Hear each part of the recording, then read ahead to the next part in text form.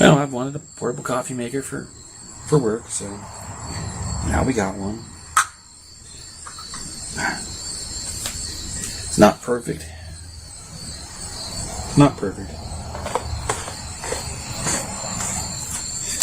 So if anyone out there knows of a good portable coffee maker, that does a bit more than this,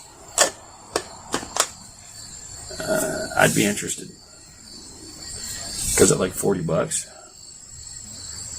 I don't know if that little sip's worth it. Plus you get grounds in your coffee.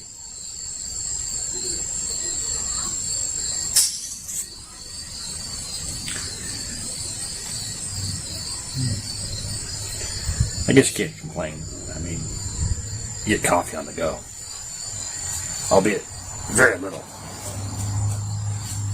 Very little.